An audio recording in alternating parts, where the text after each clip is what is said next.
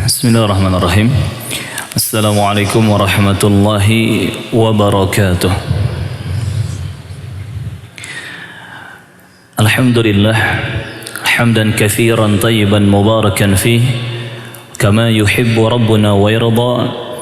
Ashhadu an la ilaha illallah wahdahu la syarika lah iqraran bihi wa tauhida wa ashhadu anna Muhammadan abduhu wa rasuluh.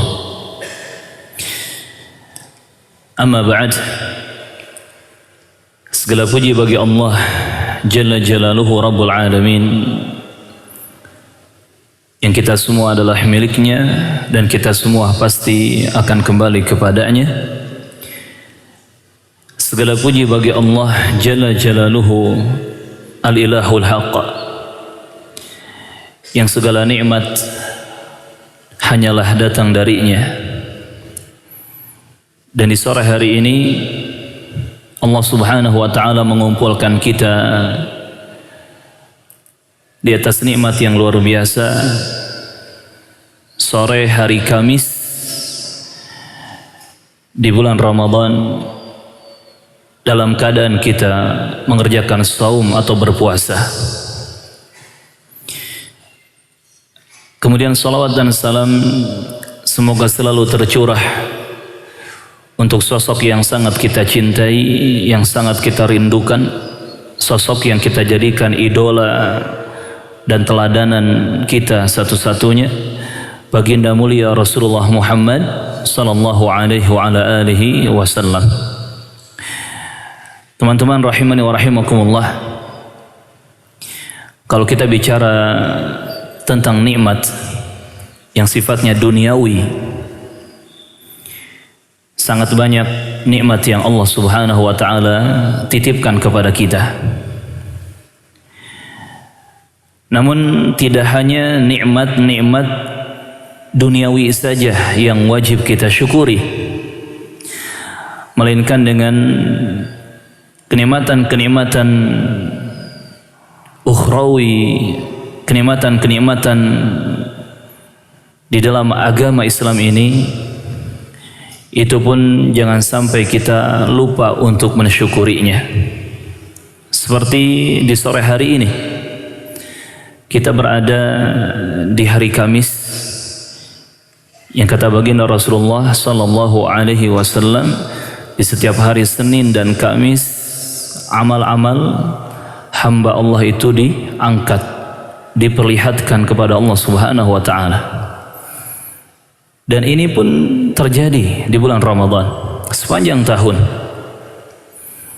Kemudian ketika kita berada di bulan Ramadan, bulan yang dipenuhi dengan keutamaan dan fadilah, terus kita sedang mengerjakan saum atau siam ataupun puasa, di mana ulama sepakat bahwa seseorang yang sedang saum di jalan Allah Subhanahu wa ta'ala, dia berpuasa, maka sepanjang puasanya itu dia berada dalam momentum mustajab doa. Jadi terijabahnya doa kita, terkabulnya doa kita tidak hanya ketika menjelang iftar saja atau ketika iftar, tetapi sepanjang kita berpuasa dari subuh sampai maghrib, kita berada dalam momentum yang sangat istimewa, momen mustajabnya doa. Belum lagi nikmat-nikmat yang lainnya, dari sisi ilmu agama, kenikmatan iman, Islam, kenikmatan tauhid, mengenal dan mengikuti sunnah-sunnah Nabi sallallahu alaihi wasallam, yang kalau kita rinci satu persatu begitu banyaknya. Fabi ayyi ala'i rabbikuma tukadziban. maka nikmat Rabbmu yang mana lagi yang akan engkau dustakan? Jamaah rahimakumullah, ingat kata para ulama, kunci kebahagiaan hidup kita di dunia ini tidak lepas dari 3 hal. Unwanus sa'adah, yang pertama adalah selalu bersyukur kepada Allah Subhanahu wa taala. Yang kedua, selalu bersabar karena Allah Subhanahu wa taala. Yang ketiga, segera beristighfar, mohon ampun kepada Allah Tabaraka wa Ta'ala.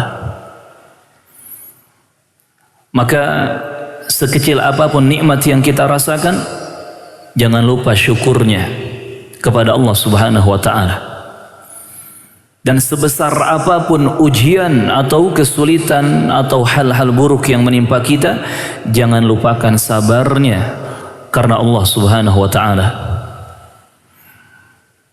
Dan sekecil apapun dosa yang kita lakukan, kesalahan yang kita lakukan, jangan lupakan istighfar.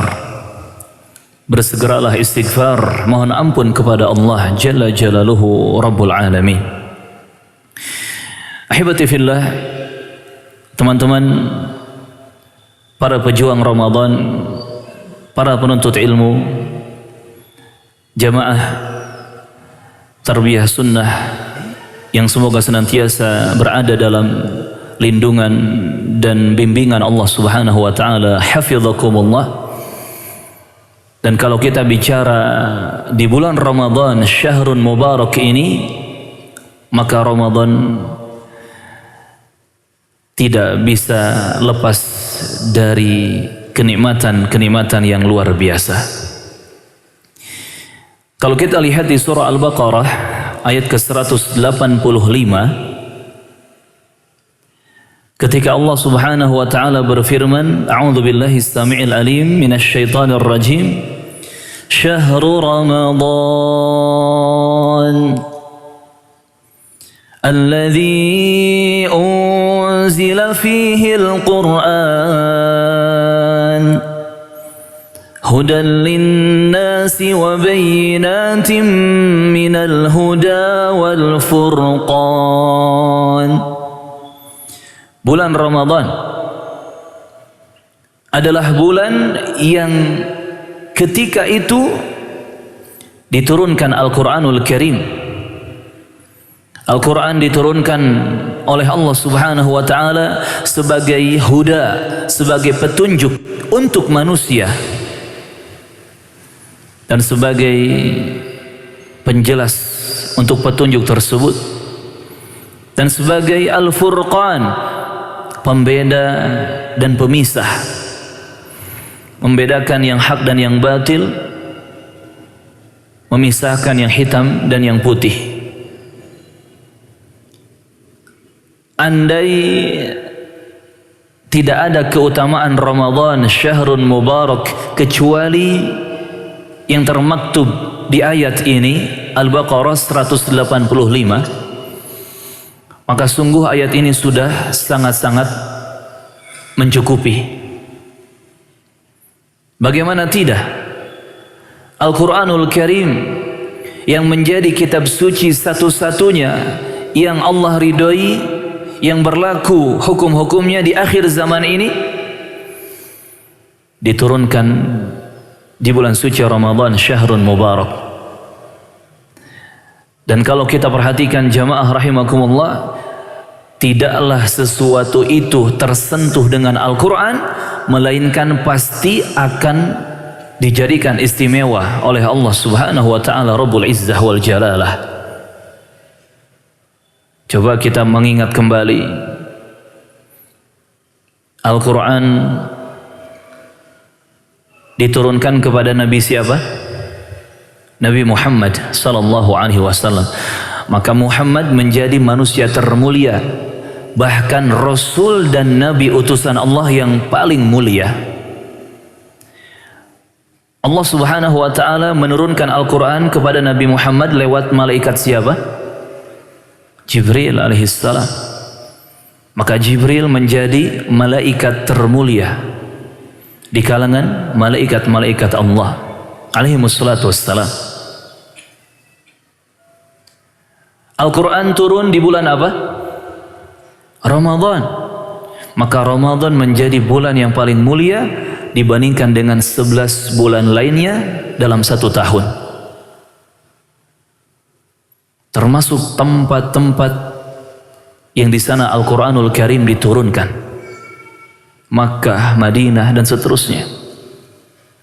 Sehingga para ulama menyebutkan siapa saja manusia yang mencari kemuliaan, yang mengejar dan menginginkan kemuliaan, maka dekatilah Al-Quran. Sentuhlah Al-Quran. Buka, baca, pelajari, amalkan dan dakwahkan Al-Quran. Karena seseorang yang bersahabat dengan Al-Quran, bersentuhan dengan Al-Quran, dia tidak akan mendapatkan kerugian sedikit pun.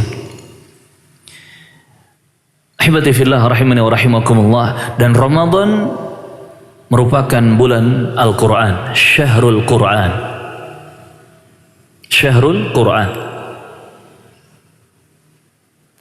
Tidak hanya bulan siyam, qiyam, sadaqah, zikir, doa, tetapi Ramadan juga merupakan Syahrul Quran, bulan Al-Quranul Karim. Dan kalau kita mengingat-ingat lagi keterangan dalam hadis-hadis yang sahih dan juga ayat Al-Quran,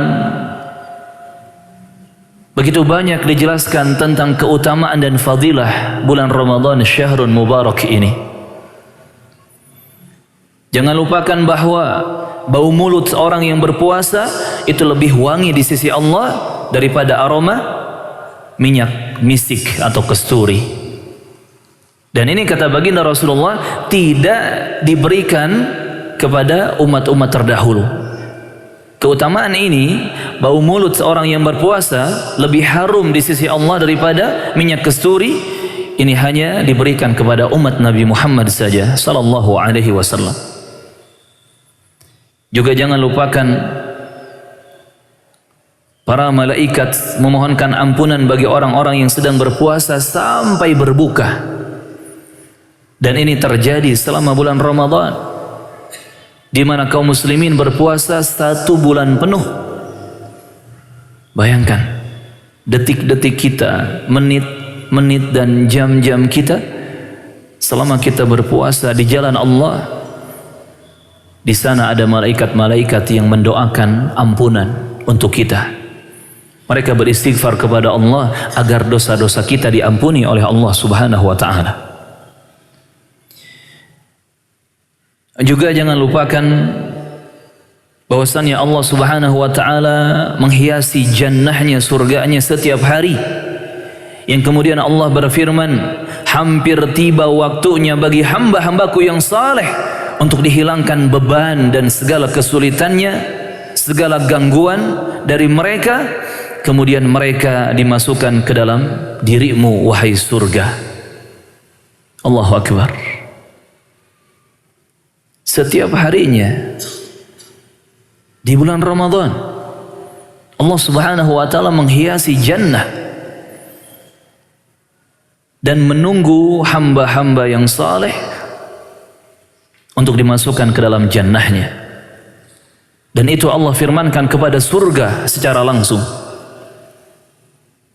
Artinya orang yang dia betul-betul memanfaatkan momen Ramadan dan mengerjakan ibadah saum atau puasa dengan ikhlas, dengan iman dan ihtisab, maka berhak mendapatkan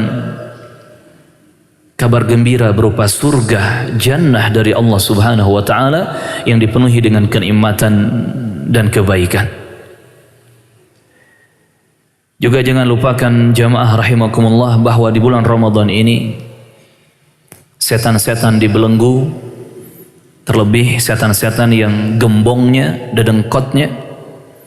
Juga pintu-pintu surga dibukakan, pintu-pintu neraka ditutup.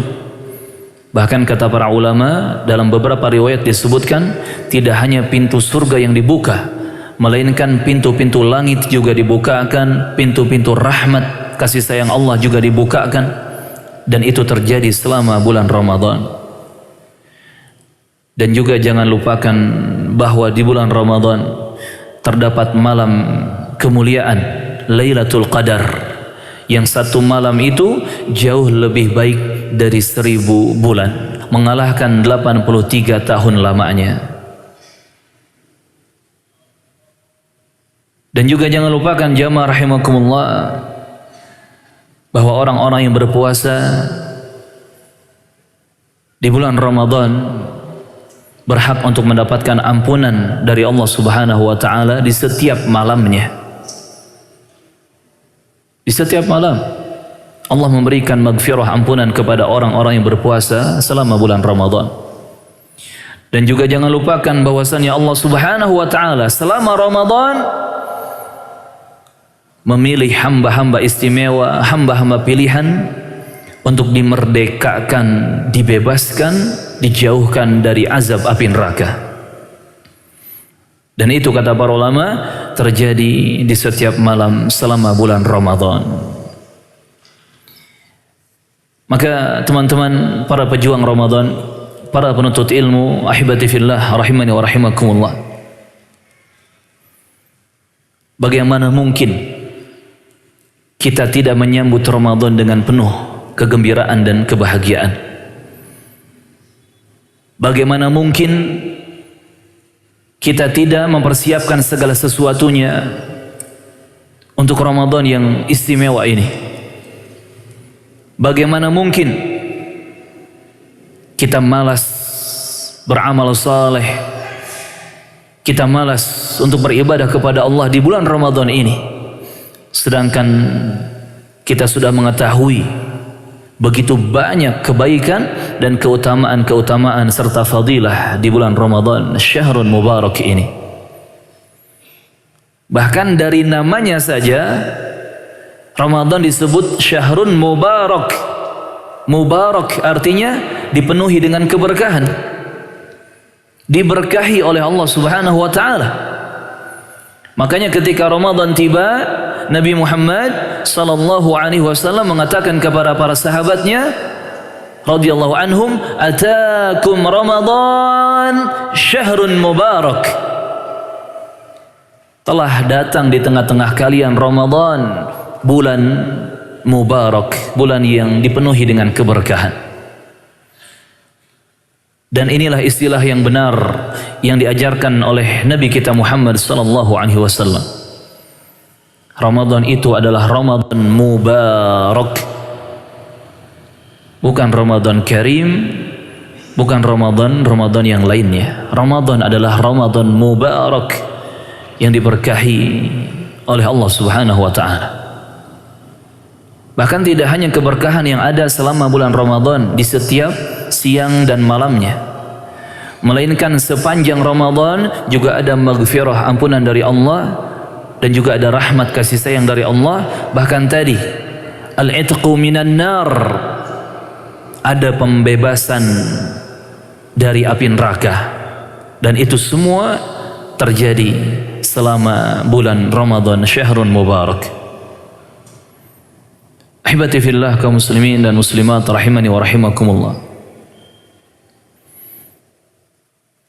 Jika demikian, apakah layak kita bersikap biasa-biasa saja di bulan Ramadan? Apakah pantas kita menyia-nyiakan bulan Ramadan, syahrun mubarak?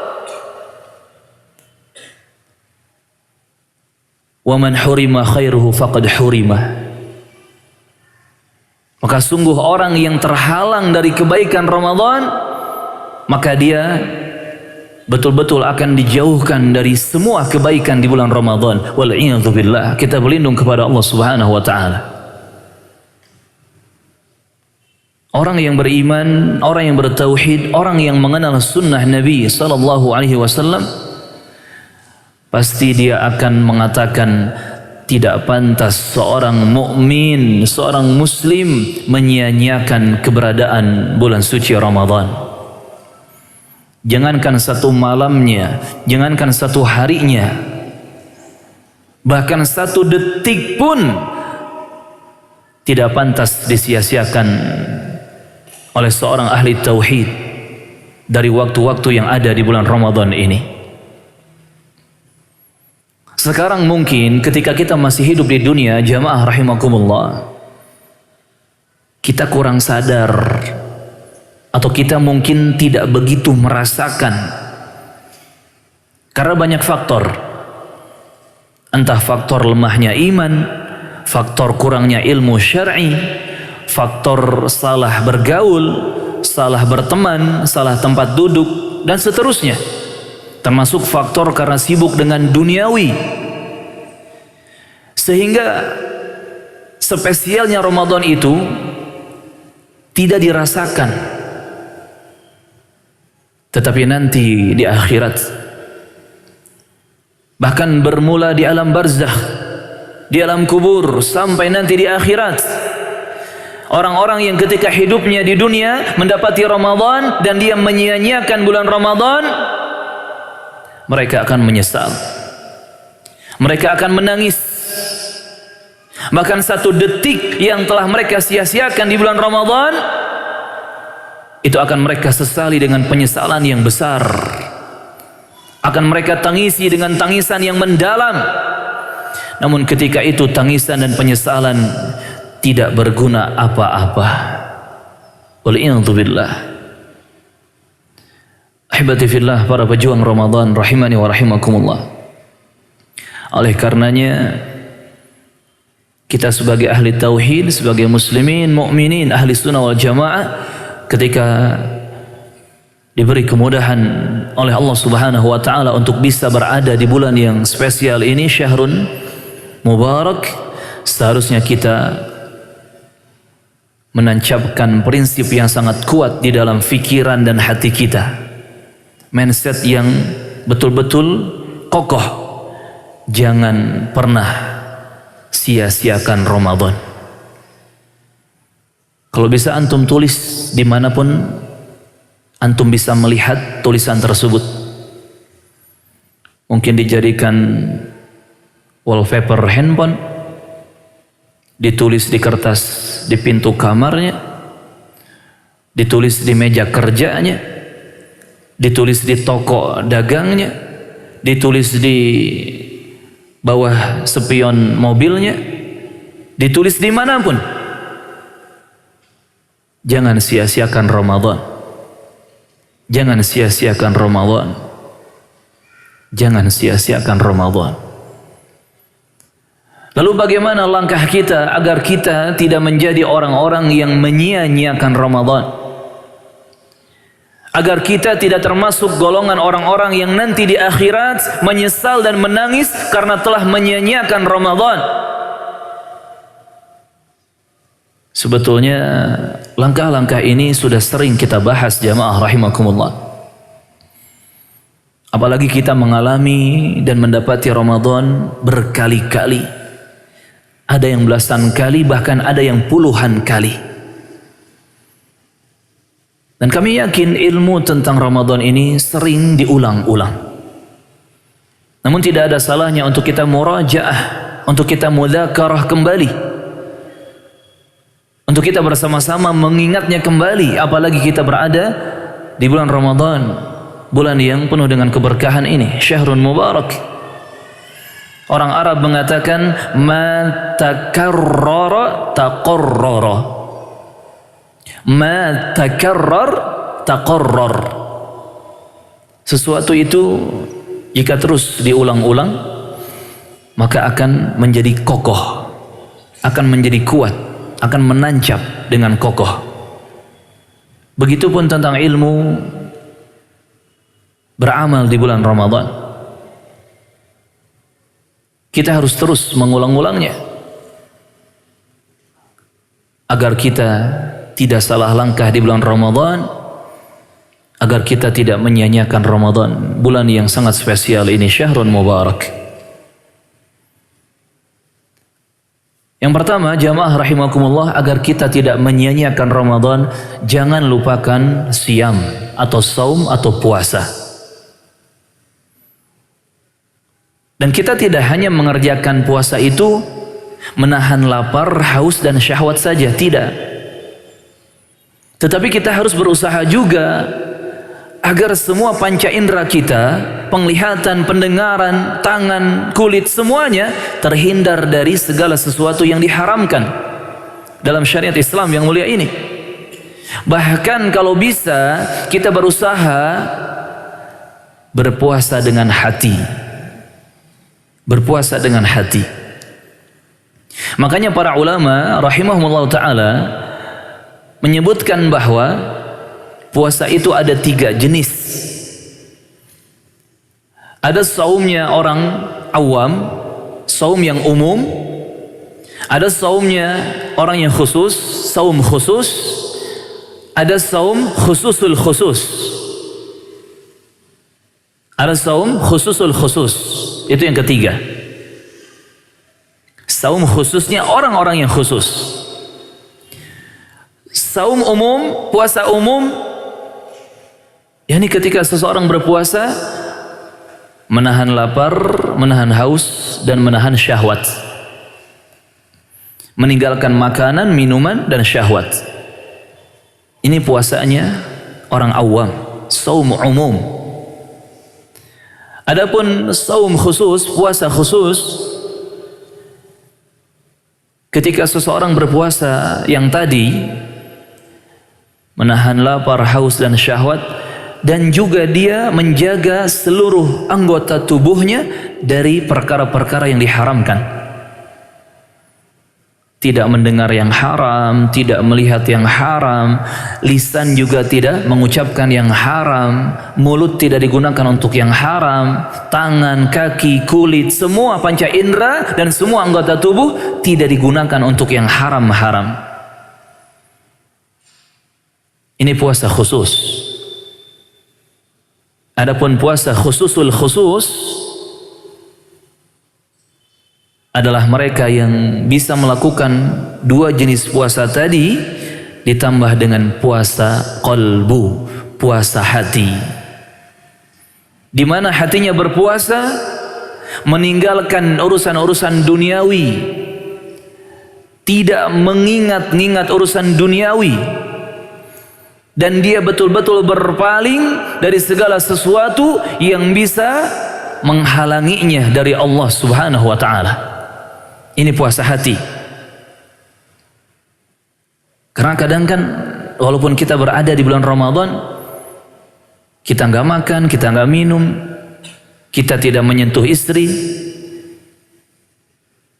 termasuk pendengaran, penglihatan, lisan juga tidak digunakan untuk yang haram, tapi hati kita masih sibuk dengan memikirkan urusan-urusan yang tidak seharusnya difikirkan di bulan Ramadan. Apalagi di dunia dagang dan bisnis. Silakan tanyakan kepada teman-teman yang pedagang, pebisnis. Ujian itu lebih besar di bulan Ramadan atau di luar Ramadan? Yang bekerja pun sama dengan dunia pekerjaannya. Pernah ada seorang kawan bertanya, Ustaz, di bulan Ramadan nanti saya ada tawaran kerja, semacam pameran untuk dagang. Tetapi kerjanya dari pagi sampai malam bahkan. Dengan tanpa ragu ana jawab, ahsan sih jangan diambil pekerjaannya. Walaupun menggiurkan tuh. Gajinya ya lumayan besar. Karena pasti omsetnya juga besar kalau dagang di bulan Ramadan, kan gitu. Ana sarankan, ana nasihatkan, ahsan jangan diambil. Kenapa? Khawatir nanti antum tidak bisa merasakan nikmatnya amal-amal soleh dan ibadah di bulan Ramadan. Gak apa-apa kehilangan sekian juta rupiah, sekian belas juta rupiah di bulan Ramadan. Yang penting kita bisa merasakan nikmatnya amal soleh di bulan Ramadan. Karena perjuangan kita dalam beramal soleh dan ibadah di bulan Ramadan, nikmatnya amal soleh dan ibadah di bulan Ramadan itu tidak sama dengan bulan-bulan yang lainnya. Tidak sama dengan bulan-bulan yang lainnya. Ramadan ini betul-betul spesial. Yang satu kebaikan kita itu bisa berpahala minimalnya bi asyri amthaliha, 10 kali lipatnya, ila 700 dhi'fin, sampai 700 kali lipatnya. Dan jika Allah berkehendak memberi lebih dari itu, Allah akan lebihkan. Entah 7.000, entah 7 juta, entah 7 miliar. Wallahu ala kulli syai'in qadir. Maka lebih baik kita menyibukkan diri dengan amal-amal saleh dan ibadah di bulan Ramadan. Walaupun mungkin tadi resikonya harus kehilangan proyek, omset, kerjaan, gaji yang menggiurkan dan seterusnya. Tapi fahamilah bahwa duniawi itu sementara. Kita dapatkan, kita gunakan, kemudian habis dan hilang. Tetapi nikmatnya ibadah, perjuangan beramal saleh, taat kepada Allah, itu hasilnya akan kita rasakan abadi. Abadi, jamaah rahimakumullah. Karena kita yakin kenikmatan di surga Allah, kenikmatan di jannah Allah itu kekal abadi selama-lamanya. Maka jangan lupakan hadis yang diriwayatkan oleh Al-Bukhari dan Muslim ketika Rasulullah bersabda, kullu amal ibni Adam lahu al-hasana bi asyri amthaliha ila 700 dhi'fin.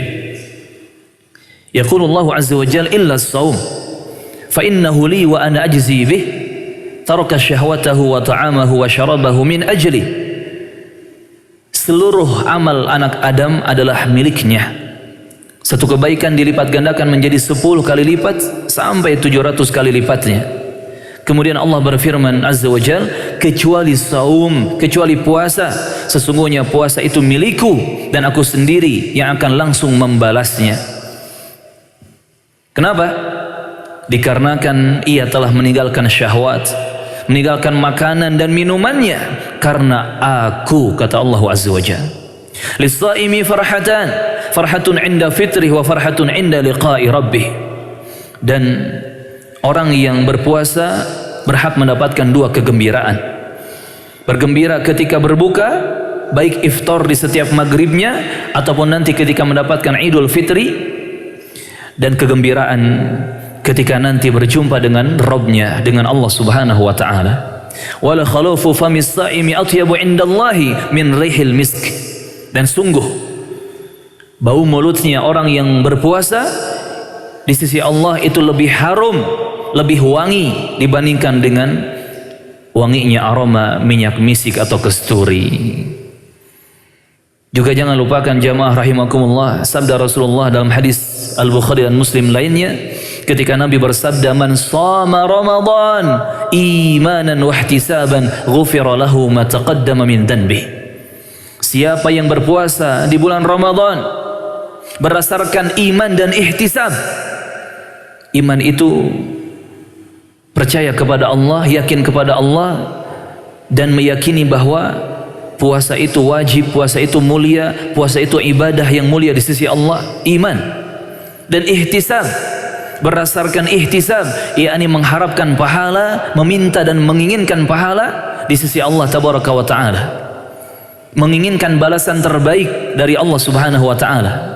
Maka siapa yang berpuasa Ramadan berdasarkan iman dan ihtisab ini, ghufira lahu ma taqaddama min dhanbi, akan diampuni dosanya yang telah berlalu.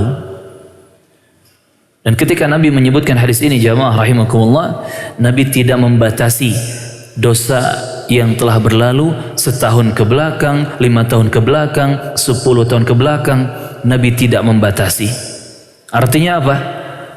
Artinya dosa kita dan kesalahan kita di masa lalu, kapanpun itu, dengan puasa Ramadan yang betul-betul didasari iman dan ihtisab, berhak untuk mendapatkan ampunan dari Allah Subhanahu wa taala. Ahibati fillah rahimani wa rahimakumullah. Dan ingat, puasa kita harus berkualitas. Tidak hanya menahan lapar dan haus, tidak hanya puasa perut dan kerongkongan saja, tetapi kita pun harus berusaha mendapatkan puasa khusus dan puasa khususul khusus. Yakni kita meninggalkan semua ucapan yang menyeret pada dosa, dan kita pun meninggalkan semua sikap dan perbuatan yang menyeret kepada dosa. Sebagaimana hadis riwayat Al-Bukhari, Nabi bersabda sallallahu alaihi wasallam, "Man lam yada' qawla az-zur wal 'amala bih, falaysa lillahi haja fi an yada'a ta'amahu wa syarabahu." Siapa saja yang tidak meninggalkan ucapan dusta dan perbuatan dusta, maka Allah Subhanahu wa taala tidak butuh dengan puasa seseorang yang dia hanya meninggalkan makanan dan minumannya saja. Bayangkan jamaah rahimakumullah wa barakallahu fikum. Ketika seseorang berpuasa tapi lisannya berdusta, tapi dia melakukan perbuatan dusta, tipu-tipu dan seterusnya, maka puasanya tidak berkualitas. Pahala puasanya rusak.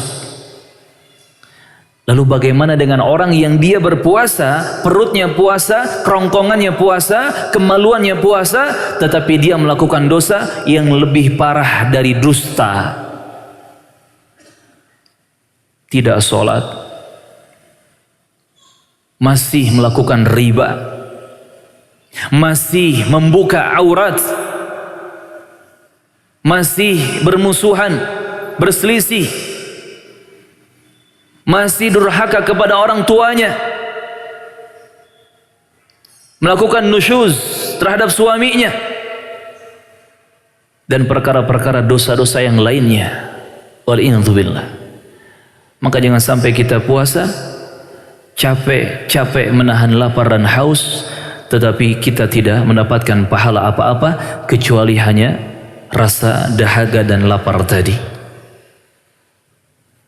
Cek orang Bandung mah, jangan sampai kita itu capek gawe teka pake, percuma. Maka kejar puasa Ramadan kita yang berkualitas. Kalau kita tidak bisa mengejar puasa khususul khusus, minimal puasa khusus. Minimal puasa khusus. Ahibati fillah rahimani wa rahimakumullah. Kemudian langkah yang kedua, agar kita tidak menyia-nyiakan Ramadan syahrun mubarak ini, jangan sampai kita tidak salat tarawih. Jangan sampai kita meninggalkan qiyamul lail. Karena qiyamul lail ini sangat-sangat istimewa di bulan Ramadan. Dalam hadis riwayat Al-Bukhari dan Muslim, Nabi menyebutkan sallallahu alaihi wasallam, "Man qama Ramadhana imanan wa ihtisaban, ghufira lahu ma taqaddama min dhanbihi." Siapa yang mengerjakan qiyamul lail, salat tarawih, salat malam di bulan Ramadan berdasarkan iman dan ihtisab. Tadi sudah kita bahas ya, apa iman, apa ihtisab. Maka dia layak diampuni dosa-dosanya oleh Allah, dosa-dosanya yang telah berlalu. Ini pun sama. Salat tarawih menjadi salah satu sebab dosa-dosa kita di masa lalu tanpa dibatasi kurun waktu berapa lama itu. Dosa-dosa kita di masa lalu berhak untuk diampuni oleh Allah Subhanahu wa taala. Karena sebab kita memperjuangkan qiyamul lail di bulan Ramadan. Dan Allah berfirman di surah Al-Furqan ayat 63 dan 64. Wa ibadur rahman alladzina yamshuna 'alal ardi hauna وَإِذَا خَاطَبَهُمُ الْجَاهِلُونَ قَالُوا سَلَامًا walladzina yabituna lirabbihim sujjadan wa qiyama. Adapun hamba-hamba Allah Ar-Rahman, Allah yang Maha Pengasih itu, hamba-hambanya adalah orang-orang yang berjalan di muka bumi dengan rendah hati. Dan apabila orang-orang jahil, orang-orang bodoh menyapa mereka, mengajak debat kepada mereka, menghina mereka, mereka hanya mengucapkan salam, salam, semoga kalian selamat. Dan mereka hamba-hamba Allah adalah orang-orang yang menghabiskan waktu malam untuk beribadah kepada Allah dengan bersujud dan berdiri, yakni mengerjakan qiyamul lail. Di bulan-bulan selain Ramadan, qiyamul lail ini memiliki keutamaan yang luar biasa, apalagi ketika dikerjakan di bulan Ramadan. Maka jangan sampai kita tidak sholat tarawih. Disebutkan riwayat dari ibunda kita Aisyah radhiyallahu anha, di mana ibunda kita menyampaikan pesan kepada kita semua radhiyallahu anha, la tada' qiyamal lail, jangan pernah engkau meninggalkan qiyamul lail, salat malam. Fa inna Rasulullah la yada'uhu, karena baginda mulia Rasulullah sallallahu alaihi wasallam tidak pernah meninggalkannya. Wa kana idza marida aw kasila shalla qa'idan, sampai-sampai seandainya Nabi diuji dengan sakit atau ada rasa lelah atau capek, Nabi tetap mengerjakan salat malam itu, qiyamul lail itu, walaupun harus sambil duduk. Allahu Akbar. Bahkan para ulama fikih menjelaskan, kalau untuk salat wajib zuhur, asar, maghrib, isya, subuh, itu wajib berdiri, wajib berdiri, wajib qiyam, berdiri. Tetapi untuk salat sunat tidak diwajibkan berdiri, namun afdalnya berdiri. Artinya kalaupun kita mau duduk boleh-boleh saja. Dan ini yang Nabi lakukan agar tidak meninggalkan qiyamul lail, salat malam. Andai pun Nabi sakit atau sedang lelah, kecapean, atau ada rasa kurang semangat, Nabi tetap mengerjakannya walaupun qa'idan, sambil duduk. Allahu Akbar.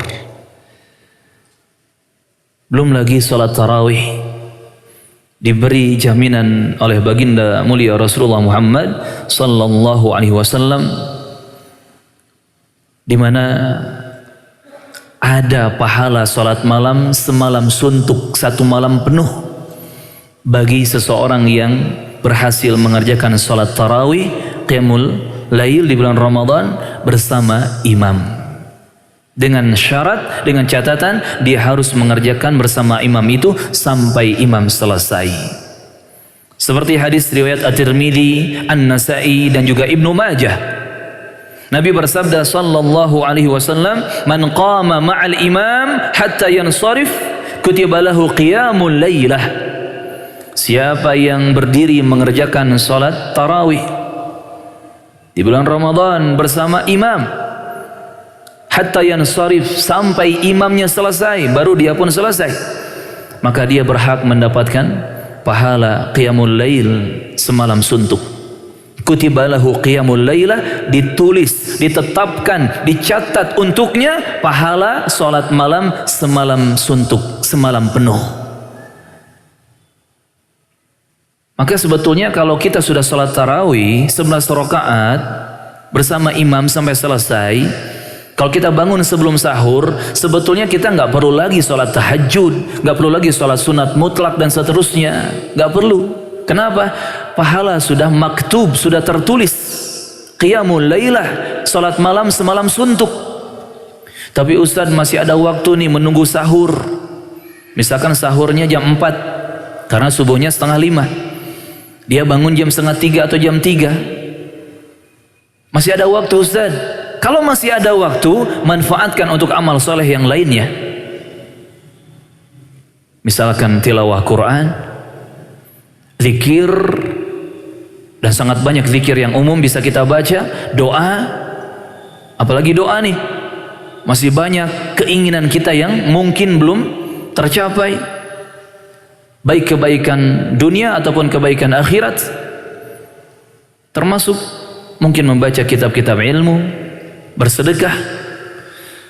Ustaz, jam 2:30 malam bersedekah kemana Ustaz? Zaman sekarang tidak ada alasan untuk tidak bersedekah. Bahkan ketika kita berada di rumah sendirian, buka handphonenya, buka mobile bankingnya, kan bisa tuh sedekah.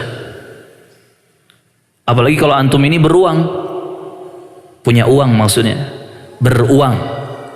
Orang kaya ya, hartanya lebih. Cari itu mana? Masjid-masjid yang butuh dibantu, pesantren-pesantren, mahad-mahad, asatid, para penuntut ilmu, du'afa, orang-orang miskin dan seterusnya. Transfer sana, transfer sini. Tidak ada yang tahu kecuali antum dan sistem mobil bankingnya saja.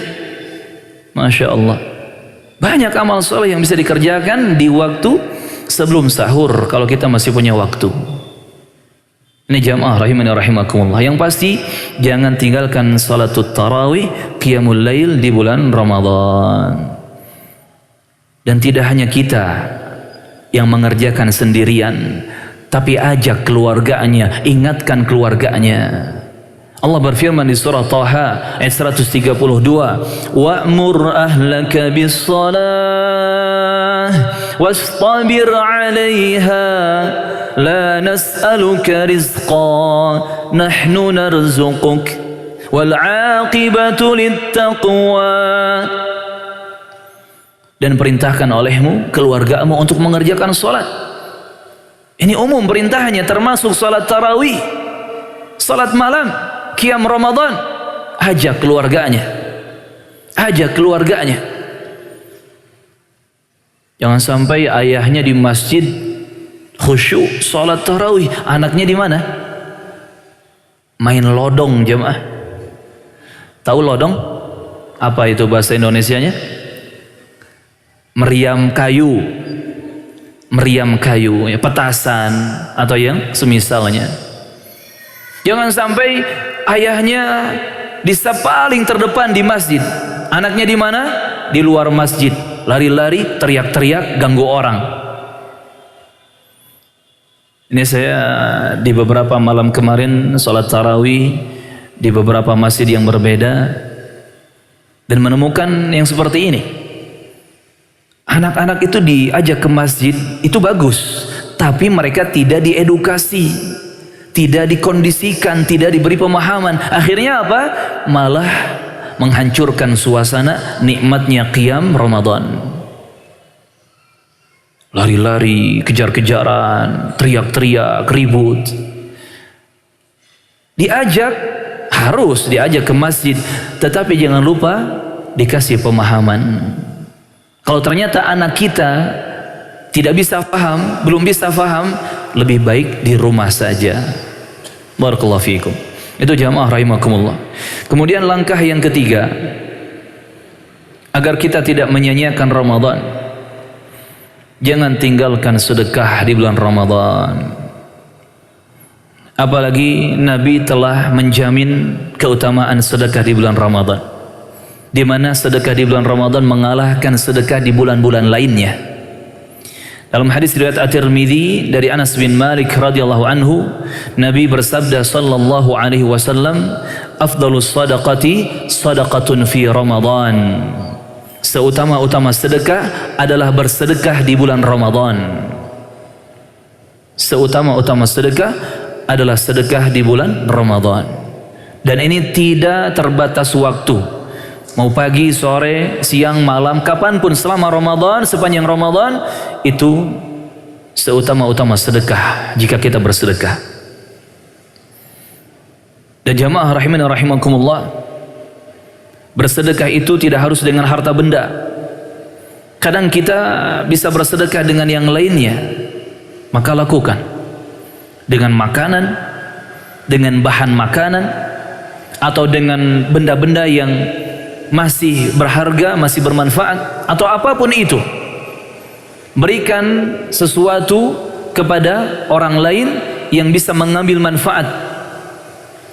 Bersedekahlah dengan rajin, dengan semangat di bulan Ramadan Syahrul Mubarak ini. Karena tadi seutama-utama sedekah adalah sedekah di bulan Ramadan. Disebutkan riwayat dari Talhah bin Yahya bin Talhah. Kata Talhah bin Yahya bin Talhah, nenekku yaitu Su'da binti Auf al-Muriyah, istri dari Talhah bin Ubaidillah, pernah bercerita kepadaku. Ia mengatakan, suatu hari Talhah menemuiku dalam keadaan kurang bersemangat. Aku bertanya, mengapa? Aku melihat wajahmu muram, ya, cemberut, tidak bersemangat. Malak, ada apa denganmu? Apa ada dari diriku sesuatu yang salah, sesuatu yang membuatmu ragu? Kabari aku, beritahu aku, biar aku membantumu.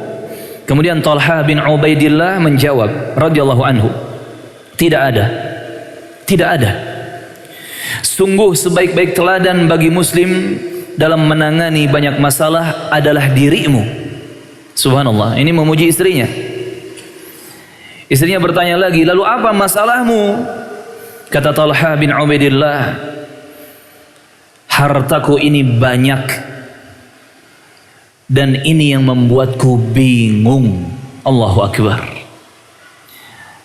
Lihat jamaah rahimakumullah, seorang Talhah bin Ubaidillah kebingungan karena banyaknya harta. Di mana orang di zaman sekarang kebanyakannya bingung karena tidak punya harta, kan gitu. Padahal sahabat yang mulia mengajarkan kepada kita, bingung itu nanti kalau kita banyak harta baru bingung. Bagaimana tidak bingung? Semua akan dihisab. Semua ada pertanggungan jawabannya. Dan harus dimanfaatkan di atas jalan yang benar. Kemudian dikatakan kepada Talhah oleh istrinya, itu bukan masalah besar. Coba engkau bagikan saja harta itu, maka selesai perkaranya. Lihat, istri yang solihah mensupport suaminya untuk beramal soleh, untuk beribadah kepada Allah Azza wa Jalla. Di mana wanita seperti ini sangat langka di zaman sekarang. Justru kalau ada suami berbuat kebaikan, beramal soleh, kebanyakan istri marah, tidak senang. Kecuali wanita-wanita yang dirahmati oleh Allah Subhanahu wa ta'ala. Maka akhirnya Talhah pun membagi-bagikan hartanya sampai tidak tersisa walaupun hanya 1 dirham. Allahu Akbar. Kemudian ditanyakan oleh seseorang, ketika itu yang dimiliki oleh Talha, harta banyaknya itu yang membuat beliau bingung, ada berapa nilainya? Dijawab 400.000 dirham. 400.000 dirham. Di zaman sekarang mungkin antum punya fulus 400.000 real atau 400.000 dolar. Atau mungkin 400 juta atau 4 miliar. Bingung nih dengan harta yang banyak. Dikasih solusi, bagi-bagikan saja, sedekahkan saja, perbantukan untuk kaum muslimin. Langsung gercep. Apa gercep?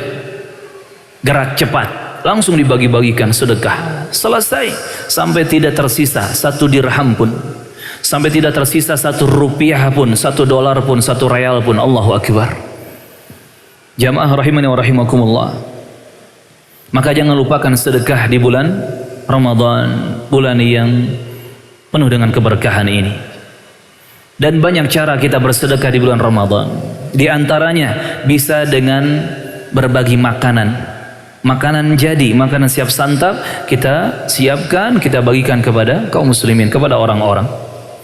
Silakan antum buka Al-Insan ayat 8 sampai 12. Ini karena waktunya tidak cukup ya, kita ringkas saja. Al-Insan ayat 8 sampai ke 12. Kemudian langkah sedekah yang lainnya, antum juga bisa berbagi untuk buka puasanya orang-orang yang puasa ketika sudah tiba waktu maghrib. Iftar, ya, memberikan iftar untuk orang-orang yang berpuasa. Ini pun bisa kita lakukan. Karena jelas kata Rasulullah, siapa yang memberi makan orang yang berpuasa, maka dia akan mendapatkan pahala seperti orang yang dia beri iftar tadi, tanpa mengurangi pahala sedikit pun dari orang yang diberi makanan untuk iftar. Kemudian langkah yang keempat, jamaah rahimakumullah, agar kita tidak menyia-nyiakan Ramadan, jangan lupakan Al-Quran. Semangatlah untuk membaca Al-Quranul Karim. Dan ana yakin antum sering mendapatkan kisah nyata tentang bagaimana perjuangan para ulama kita dengan Al-Quran di bulan Ramadan. Seperti Al-Imam Asy-Syafi'i rahimahullah ta'ala, dalam satu bulan Ramadan beliau berhasil mengkhatamkan 60 marrah, 60 kali khatam Al-Quran, 60 kali. Dan itu beliau baca di dalam solat, ketika qiyamul lail, dan di luar solat. Artinya dalam satu hari satu malam beliau berhasil mengkhatamkan Al-Quran 2 kali dalam satu hari satu malam. 2 kali dalam satu hari satu malam.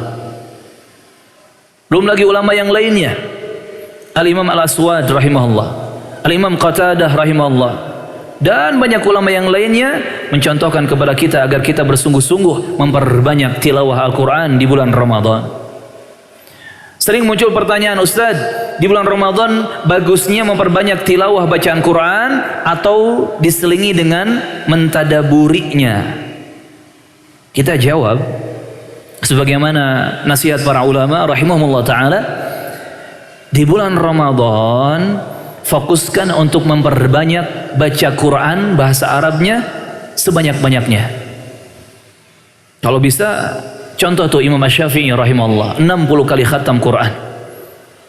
Dan ini tidak mungkin bisa dilakukan kecuali dengan fokus membaca bahasa Arabnya, kan gitu.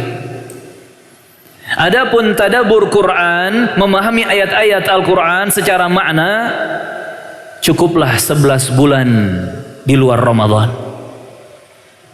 11 bulan di luar Ramadan itu momen untuk kita baca Quran sambil tadabbur makna Al-Quran.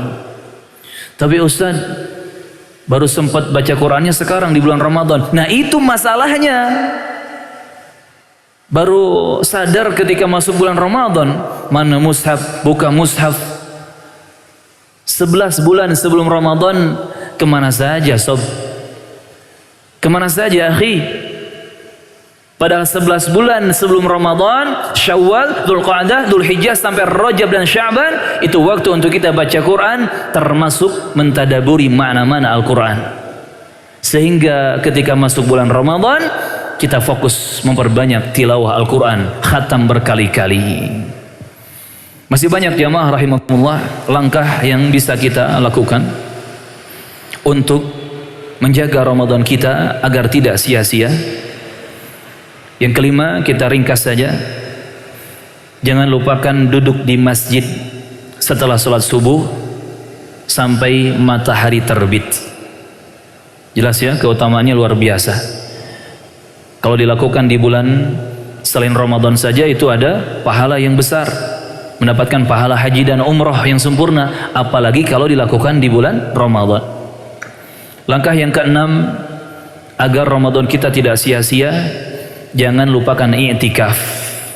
Dan i'tikaf ini memang harus ada pembahasan khusus ya. Mudah-mudahan antum bisa belajar dengan guru yang lain, asatidz yang lain, khusus membahas tentang fikih i'tikaf. Yang pasti kalau kita mampu i'tikaf di 10 hari terakhir Ramadan full, pagi, sore, siang dan malamnya full, 10 hari 10 malam berdiam di masjid, lakukan. Saya sering sampaikan kepada teman-teman yang kerja, yang dagang, yang biasanya di tempat kerjanya itu ada hari cuti dalam 1 tahun, maka ambillah hari cutinya itu di bulan Ramadan. Kalau tidak bisa cuti 1 bulan penuh, minimal cuti 10 hari terakhir untuk i'tikaf. Tapi Ustaz, kalau cutinya diambil di Ramadan nanti nggak bisa ke Eropa dong, nggak bisa ke Turki dong. Jamaah rahimakumullah, keindahan Eropa, keindahan Turki, keindahan mana lagi, Asia dan seterusnya, keindahan dunia itu sementara dan tidak ada apa-apanya dibandingkan dengan keindahan jannah. Kira-kira kalau antum diuji keimanan, pilih cuti untuk liburan ke Turki, ke Eropa, atau pilih cuti untuk i'tikaf di akhir Ramadan? Silakan jawab dengan keimanan. Barakallahu fikum. Kemudian langkah yang keberapa? Ketujuh. Agar Ramadan kita tidak sia-sia,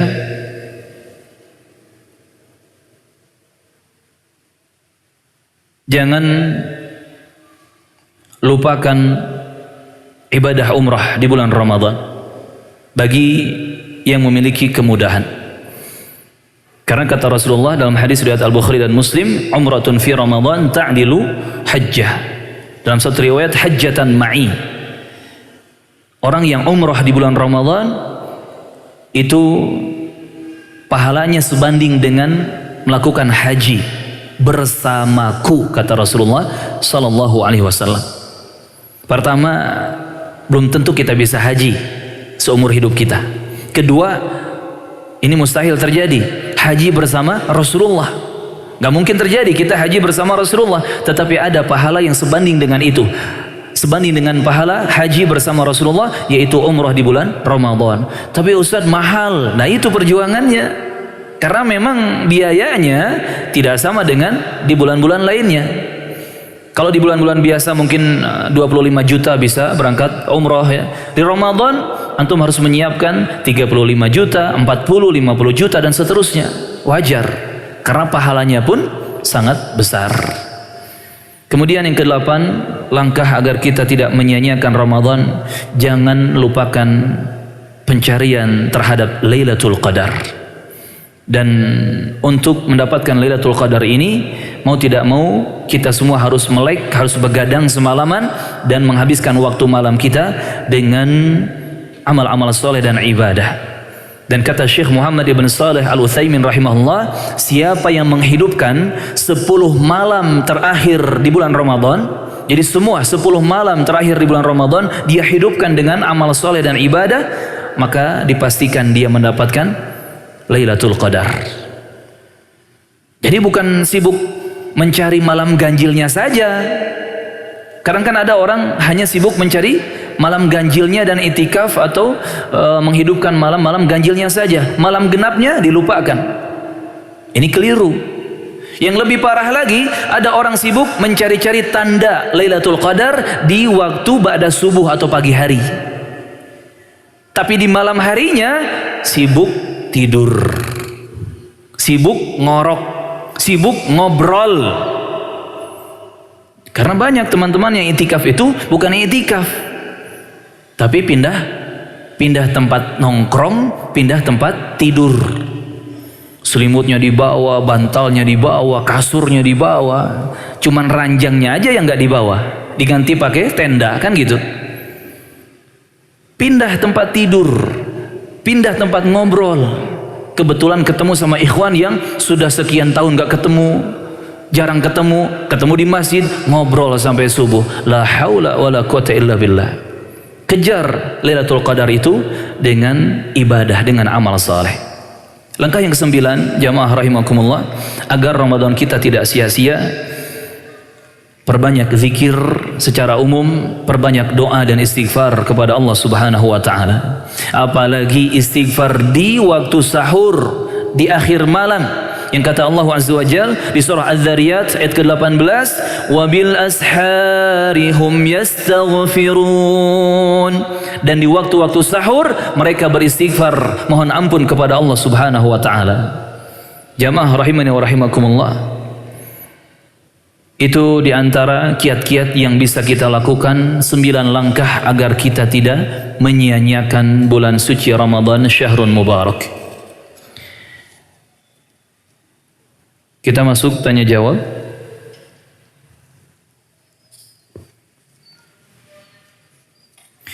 Karena terbatas waktu ya, tersisa 6 menit lagi. Ana izin untuk menjawab pertanyaan yang ada dengan ringkas. Barakallahu fikum.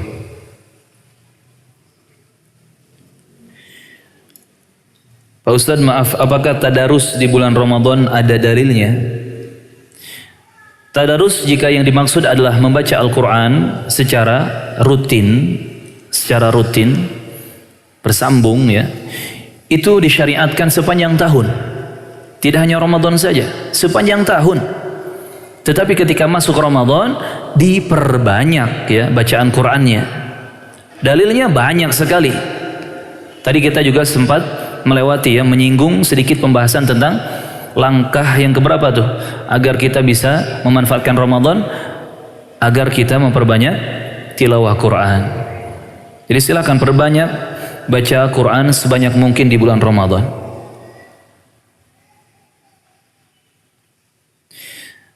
Bagaimana hukumnya seseorang yang berpuasa tapi tetap mendengarkan musik, bermain game dan menggibah?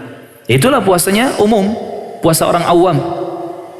Hanya puasa perut dan kerongkongan saja.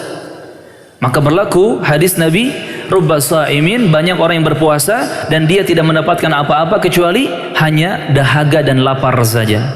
Nah seperti ini contohnya, puasa tapi sibuk ngegame, main game, mabar istilahnya kan gitu.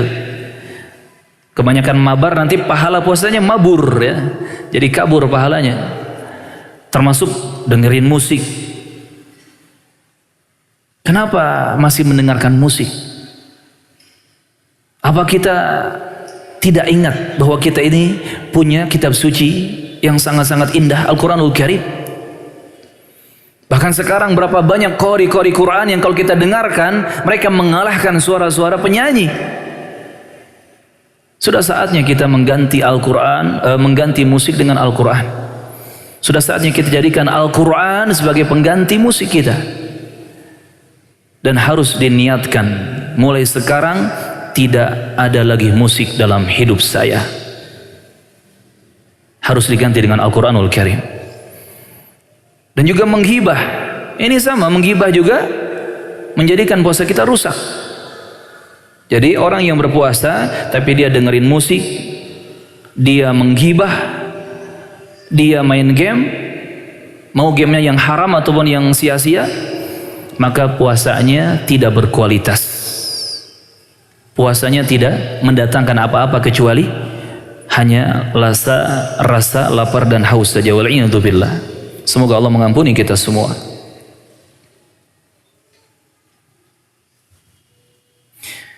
Apakah sikap Ana sudah benar ketika memilih untuk sholat tarawih di rumah berjamaah bersama istri? Karena di masjid dekat rumah anak sholatnya kurang tumakninah atau gerakannya cepat. Ya, ini fenomena yang terjadi di sebagian ikhwan. Ada masjid mengerjakan sholat tarawih tapi ngebut. Dan jelas sholat tarawih yang ngebut ini hanya akan merusak Ramadan kita. Merusak Ramadan kita. Langkah pertama, cari dulu masjid lainnya yang sholat tarawihnya tidak ngebut walaupun agak jauh. Atau walaupun jauh, kejar dulu itu. Misalkan di sana ya beda 5 kilo, beda 10 kilo, tapi masjidnya bagus, tumakninah, imamnya juga fasih ya. Pokoknya betul-betul sesuai sunnah mengerjakan sholat tarawihnya. Kejar itu.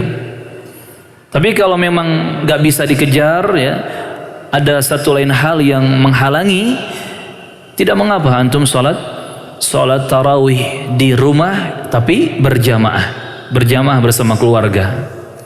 Namun ingat, jangan sampai ngebut juga di rumah. Ya kalau sholat tarawih di masjid ngebut, di rumah juga ngebut, apa bedanya? Barakallahu fikum. Kalau mau sholat tarawih di rumah ya, berjamaah bersama keluarga, betul-betul harus diciptakan suasana yang luar biasa ya. Lama bacaannya, tumakninahnya betul-betul sempurna ya, rukun-rukun sholat dijaga. Yang kalau misalkan di masjid biasanya 11 rakaat 40 sampai 50 menit, antum di rumah bersama keluarga minimal 1 jam atau 1,5 jam atau 2 jam, silakan. Ya, silakan. Barakallahu fikum. Tapi tadi kalau ada masjid yang bisa membantu kita untuk mendapatkan kenikmatan salat tarawih, itu yang didahulukan, itu yang dikejar. Karena hukum asalnya salat tarawih ini dilakukan berjamaah di masjid-masjid bersama kaum muslimin. Bukankah bekerja mencari nafkah adalah termasuk ibadah? Jadi bekerja di bulan Ramadan apakah pahalanya tidak berlipat ganda? Tergantung. Antum kerjanya betul-betul ibadah atau jika orang Bandung mah ngagugulung duniawi. Bedakan. Ada orang kerja betul-betul ibadah, mencari nafkah yang halal karena kebutuhannya. Ada orang yang bekerja untuk ngagugulung duniawi, ngumpul-ngumpulin harta. Alhaakumut takatsur hatta zurtumul maqabir. Takatsur fil amwal wal aulad. Kalau ternyata hanya untuk memperbanyak harta benda, maka itu hanya merusak Ramadan antum saja. Coba antum hitung-hitung. Kalau saya nggak bekerja di bulan Ramadan ini, bisa makan nggak? Ternyata bisa. Bisa makan. Bahkan bersama keluarga sampai bulan Syawal masih bisa makan. Bagusnya antum fokus ibadah. Tapi kalau di bulan Ramadan antum nggak kerja, antum kelaparan, anak istri kelaparan, berarti antum harus bekerja. Bisa difahami ya? Barakallahu fikum. Bagaimana jika seorang wanita yang sangat bersedih tidak bisa berpuasa di bulan Ramadan karena haid? Apakah nanti ketika mengganti puasanya di bulan lain dapat keistimewaan Ramadan juga? Setiap detik diampuni dosa. Barakallahu fikum. Setiap orang yang meninggalkan puasa Ramadan karena udzur syar'i, maka nanti ketika dia mengqadha, menggantinya di luar Ramadan, tetap dia mendapatkan keutamaan yang sama. Allah Maha Adil. Allah Maha Adil. Allah tidak zalim kepada hambanya sedikit pun. Jadi ingat, meninggalkan puasanya karena aturan Allah, karena udzur syar'i, maka antum tidak akan luput dari keutamaan yang ada. Barakallahu fikum. Apakah seorang akhwat yang normal tetapi tidak ingin menikah? Normal tapi tidak ingin menikah. Tidak ingin menikah dan punya anak, kufur nikmatkah? Saya belum soleh untuk mengemban rumah tangga yang sangat berat dan takut menjadi tambah dosa ketika menikah. Kalau tidak ingin menikah dan tidak ingin punya anak, itu sama dengan tidak normal. Fahami ya? Kalau ada orang nggak mau nikah dan nggak mau punya anak, sama dengan tidak normal. Harus diruqyah pertama, kedua dibawa ke dokter yang bisa mengobati kejiwaannya. Kecuali kalau pertanyaannya belum mampu menikah, belum bisa menikah. Ini beda kan dengan orang yang tidak ingin tadi. Ya, barakallahu fikum. Kita semua harus punya keinginan untuk menikah, untuk punya anak. Karena itulah normalnya manusia. Bahkan nikah adalah ibadah ya kepada Allah Subhanahu wa taala. Adapun masalah khawatir, takut nanti kalau berumah tangga banyak salah, banyak dosa, maka dari sekarang dipersiapkan segala sesuatunya. Dipelajari ilmu tentang fikih nikah, pelajari segala sesuatunya. Agar nanti ketika menikah sudah siap sedia segala sesuatu yang harus disiapkan. Barakallahu fikum. Dan jangan lupa banyak-banyak minta tolong kepada Allah Subhanahu wa taala agar dimudahkan dan diberi taufik. Barakallahu fikum. Nikah itu ibadah jemaah. Ibadah yang mulia di sisi Allah tabaraka wa taala. Terkait Ramadan sekarang, Indonesia berbeda hari dengan negara-negara lain. Otomatis akan berpengaruh ke penetapan tanggal ganjil genap. Perihal Lailatul Qadarnya itu bagaimana? Karena seperti kita tahu banyak sekali orang yang berhalangan dan hanya bisa itikaf memaksimalkan ibadah di malam ganjil saja. Tugas kita bukan untuk memikirkan ganjil genap tanggal dan hari atau malam. Tugas kita adalah beramal, memperbanyak ibadah di bulan Ramadan, apalagi di 10 malam terakhir Ramadan. Urusan penetapan satu Ramadannya kapan, satu Syawalnya kapan, itu urusan pemerintah. Dan kita tidak ada tanggung jawab di hadapan Allah Azza wa Jalla tentang penetapan awal bulan Hijriah. Faham ya? Tugas kita adalah fokus memperbanyak amal soleh dan amal ibadah selama Ramadan, apalagi di 10 malam terakhir Ramadan. Bagaimana cara membayar fidyah puasa dengan alasan mempunyai riwayat penyakit kambuhan? Cara membayar fidyah tersebut di awal atau di akhir Ramadan dan berapa besar yang harus dikeluarkan? Barakallahu fikum.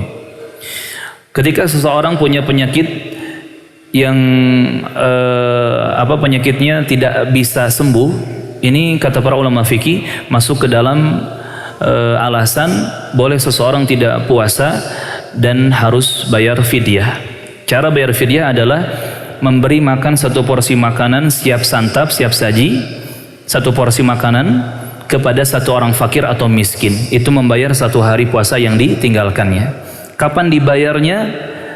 Afdolnya nanti setelah Ramadan lewat ya, maka antum bayar fidyah untuk hari-hari puasa yang ditinggalkan karena penyakit yang tidak bisa sembuh ya. Namun terus berdoa kepada Allah agar penyakitnya diangkat. Allahumma amin. Ini teman-teman yang bisa dibahas. Sedikit ada hadiah yang ana bawa. Siapa yang mau hadiah angkat tangan? Antum dulu. Berapa langkah yang tadi kita sebut untuk bisa memanfaatkan Ramadan agar tidak sia-sia? Berapa? 9. Yang terakhir apa? Sebutkan.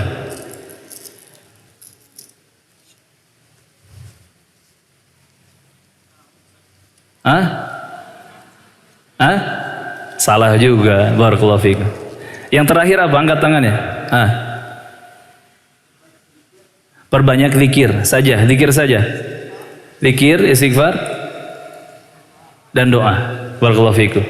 Taib, antum dapat hadiah. Fadhal. Antum juga dapat hadiah. Terakhir. Fadhal ya, ambil. Naam. Barakallahu fikum. Pertanyaan terakhir, hadiah terakhir. Yang paling jauh hadir dari mana di sore hari ini? Yang pakai motor. Kalau pakai mobil nggak usah dihitung. Yang pakai motor paling jauh dari mana? Panitia juga boleh. Panitia yang paling jauh pakai motor dari mana? Atau peserta? Dari mana?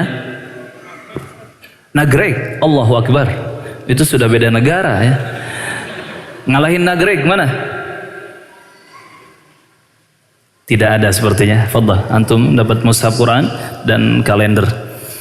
Ya, sampai di sini teman-teman rahimakumullah, terus semangat untuk memanfaatkan Ramadan, jangan sampai sia-sia walaupun hanya 1 detik, dan minta tolong kepada Allah karena dengan pertolongan Allah kita bisa melewati Ramadan dengan maksimal.